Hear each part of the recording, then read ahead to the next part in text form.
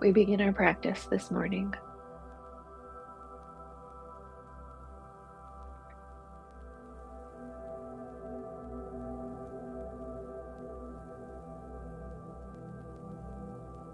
As a friendly reminder, we're on the second day of our journey in the Eightfold Path. And I just have it displayed up here on the screen. This is on the Insight Milwaukee website under the Resources tab. So we started with right speech last week. We're going on to right action. I know it's out of order, it's intentional. So feel free to use that resource if you are a visual learner. And I'll go back to our normal, maybe more peaceful view. You know, a lot of folks practice with their eyes closed, but sometimes it's nice if you feel like you need to open your eyes to get in some of the visual sense. Nice little background. That's why I do it. Anyway,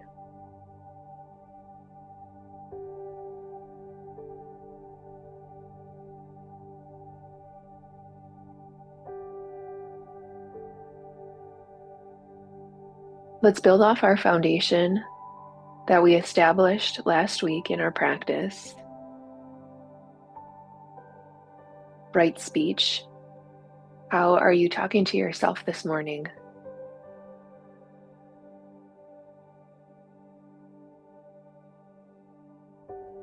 If others in your home have been awake and out and about, or your cohabitants are fuzzy, my three cats and my husband already awake, how have you been talking to yourself and others?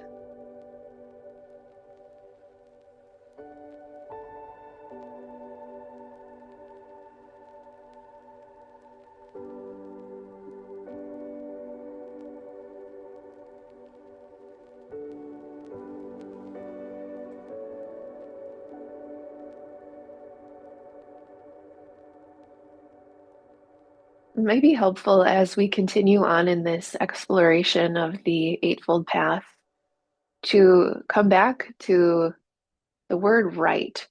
We explored a little bit when we were in the Satipatthana Sutta, the word Dhamma in Pali or Dharma in Sanskrit. We use Pali in this tradition, the language of the people. Dhamma is the law. So these aren't things that you need to like make up or it's not distanced in any way from the way of things. That's really what this gets down to. And I like to think about the word right kind of in that same context. What does it mean to be right? These are actions that are helpful. We don't need to use judgment or criticisms in the mind when we're thinking about the word right. These are simply orientations of whether the means we are developing are skillful or unskillful. That's it. Can maybe even think about that as skillful and unskillful rather than the word right if that word is difficult.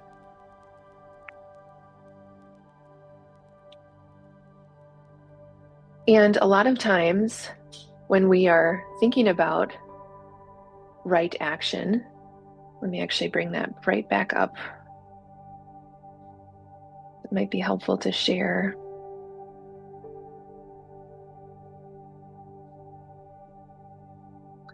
What we are looking at. A lot of times these Eightfold Path items have some nice little explanations. Oops, sorry, I'm a little discombobulated here in my screen share this morning. Don't usually toggle if you can't tell. Here we go. Right action is four main categories here: bodily, verbal, mental, and social action. So let's spend a little bit of time with each of these. Right action in the body. How are you sitting right now? Have you chosen a posture that is skillful and supportive of your practice? If any of you have practiced with me in person, you know that I love to sit on something so that my hips are a little bit higher than my knees, gives a little relief to the core. And right action is reflective of what you need in this moment, in this body. So if you typically sit on a cushion or a yoga mat, whatever it might be, and today you need a chair or today you need to lie down, that's cool.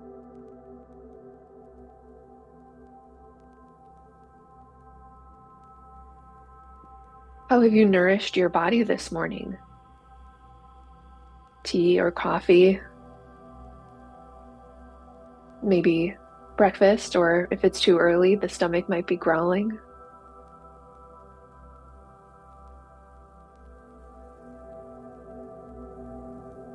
How have you decided to clothe yourself?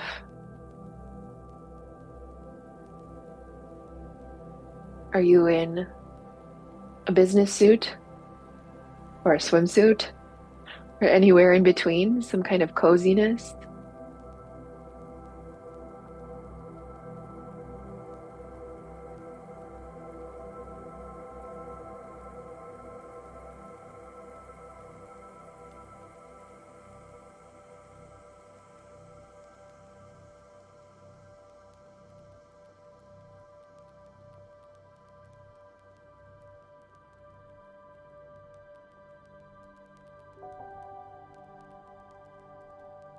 How can you make choices today that align with right action in the body?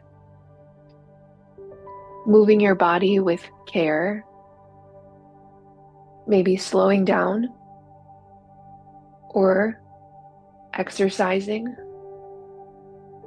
or finding peace and relaxation in the body.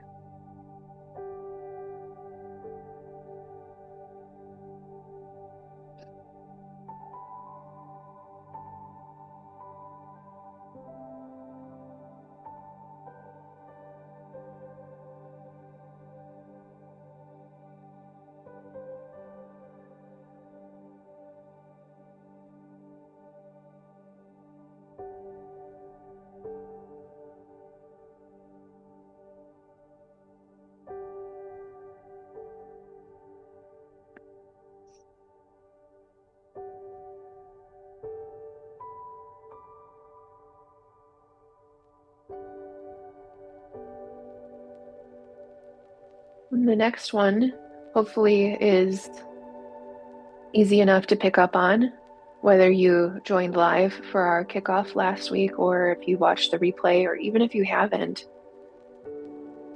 Right action in the way that we talk. Just like we started today, the way you talk to yourself,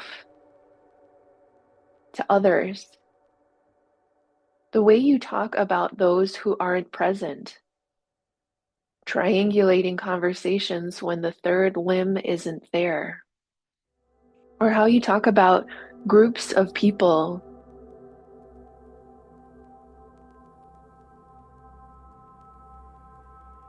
how you see them in your mind. Language is endlessly fascinating. Can be really helpful to build those guardrails around our infinite experience with words. But just make sure that those words aren't limiting or destructive, unskillful.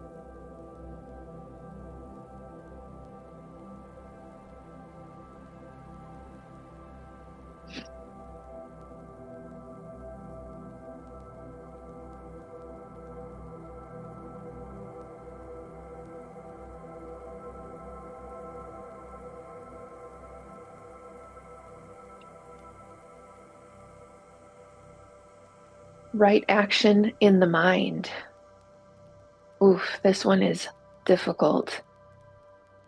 It's probably pretty easy to determine where the mind might be unskilled. The thing that is probably most pervasive in our current environment is doom scrolling on the socials, whatever your platform might be. It's not limited to Facebook, Instagram, Twitter, TikTok, but also YouTube, news cycles, checking the stock market.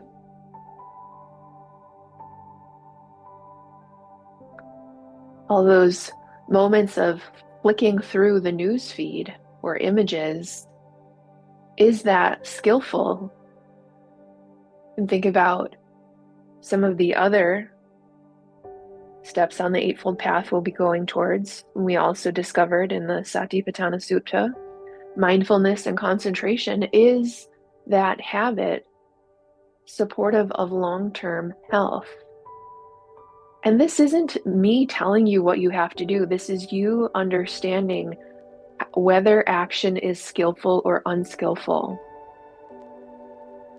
How about going for a walk over your lunch break without a device and seeing what's around you?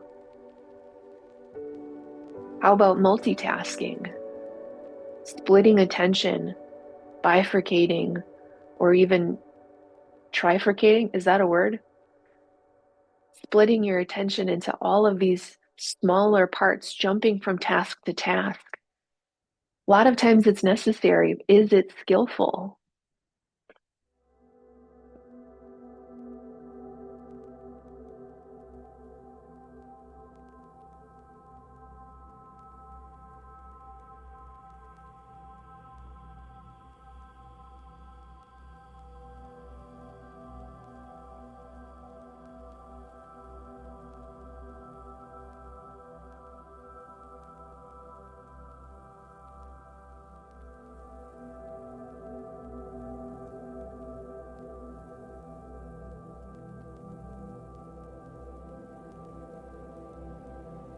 And finally, right action in the social hemisphere. This one is interesting. I would also invite you to consider right action in the application to the environment or to animals. Action as a skillful means or inaction as a skillful mean. Is this showing up in the way that you choose your meals? Now, I'm not saying that you have to be vegetarian or vegan. I am not. I don't think the Buddha would say that either. If you know the origin story of the Buddha, he went out from his life of luxury in the palace, tried all of these different spiritual paths that others said worked for them, one of which was the ascetic lifestyle, one of which was begging. And as a beggar, if you are offered food, meat or non-meat, you accepted it. So you don't have to be in the business of going out and slaughtering animals. You could still be in the downstream chain of that consumption. So again, this is the understanding of right action. What does right action mean for you? Even if you are a vegetarian or vegan, what about the tiniest of insect who uses a grain of rice as their home? And then you consume that rice. What is the least amount of harm on the cycle of consumption that you can commit to that makes sense for you and your family? How about inaction? That's kind of what our meditation practice is, especially in the insight tradition that we're practicing on Thursdays. Non-reactivity. That is inaction in practice. Is that possible? Action in inaction? That's the practice, is non-reactivity. Kind of funny to think about. Is it skillful to sometimes not do something about it? The Stoic philosophy, which is a very nice compliment if anyone's interested to this Buddhist path that we're on. Marcus Aurelius says, you don't have to have an opinion about this. Wow, what a freeing idea. Not everything warrants our own personal opinion or judgment. And this became very clear to me a couple of months ago when I was teaching at Helium, a meditation series. One of the students brought up social action, specifically something that she's very passionate about, and said, how do I see or experience all of the injustice in the world and choose inaction? What an incredible question, right? How can you feel so strongly about women's rights or the innumerable wars that are going on, the starvation of especially certain groups that are being targeted right now? And my response to her was that this isn't turning a blind eye to all of the suffering in the world. Rather, this is the application of right action. And I gave the example, hypothetically, if you were walking down the street and you saw a woman who was extremely skinny, maybe even appeared to be malnourished, and your mind went wild with, I should go take her to a restaurant, I should give her money for the grocery store, all of these things in the mind that feel like right action. I see somebody who in my mind is suffering and I want to help, which is noble. That's compassionate. But is it right? Perhaps we aren't experiencing the full story. Maybe this woman has cancer, or maybe this woman is anorexic, or maybe this woman can't sustain her own nourishment for any myriad of reasons. I'm not a doctor. I'm sure there are many of them. So while the intention of right action, take her to get a meal or give her some money for the grocery store, might feel compassionate, does it have a compassionate effect on the recipient? So sometimes non-action, when we don't have all of the information required to take skillful action, is in itself the skillful action.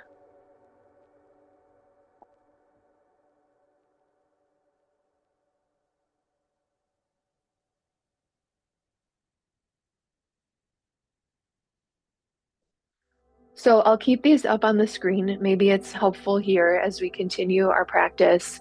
Let's take about 5 minutes for contemplation of right action for you, bodily, verbal, mental, social, environmental, or animal right action.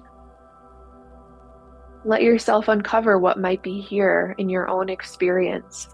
Where is skillful means already present?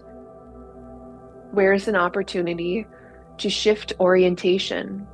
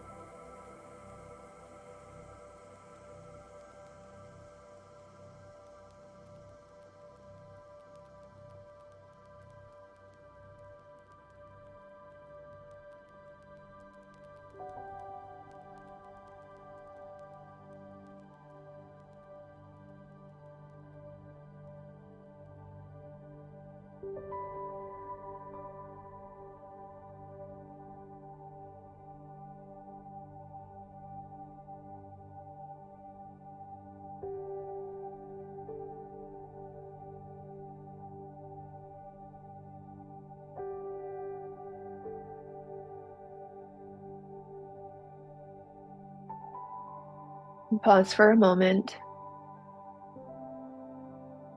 For the next 5 minutes, pick something else.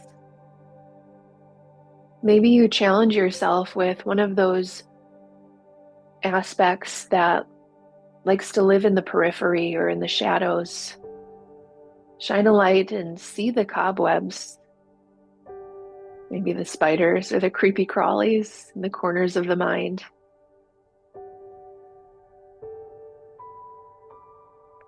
Right action is all about recognizing what's here, whether it's vivid, part of your consciousness, or starting to unravel those scarier bits. You can do so with compassion.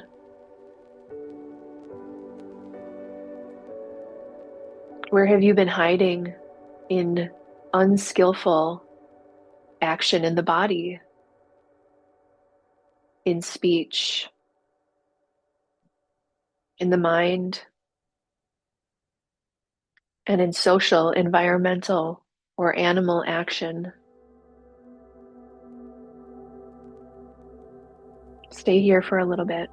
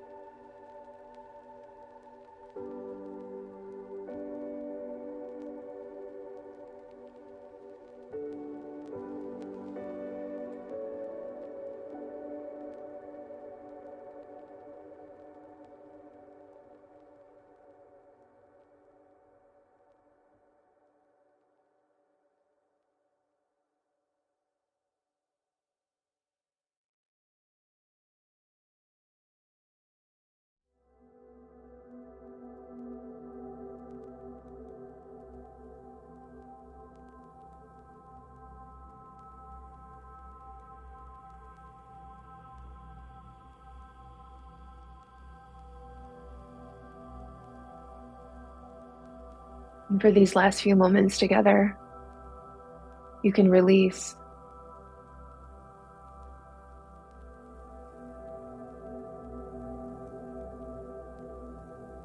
If I can offer any suggestions as you consider right action off the cushion and into the rest of your day, maybe interspersing moments throughout the rest of your week.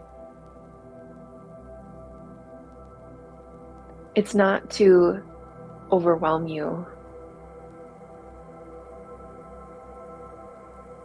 Some of us have years and years, decades and decades behind us in life, and all of that manifests here, this constant unfolding in our practice and in our life. So, right action also includes kindness. It's not to say that you need to quit your job and go live on a mountaintop or in a cave so that you can fully iron out all those kinks. You can. Let me know how it goes. Maybe right action for you is taking just a few minutes throughout your day and checking in. How am I treating my body? How am I talking to myself and others? What's going on in my mind? And how am I showing up in this context with others, with Earth?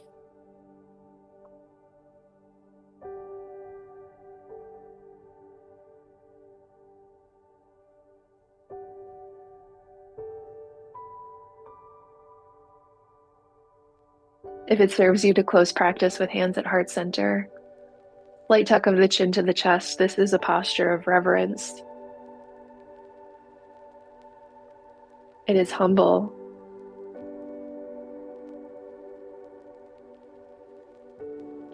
May the merits of this practice be of benefit to all sentient beings. We include ourselves in the circle of compassion.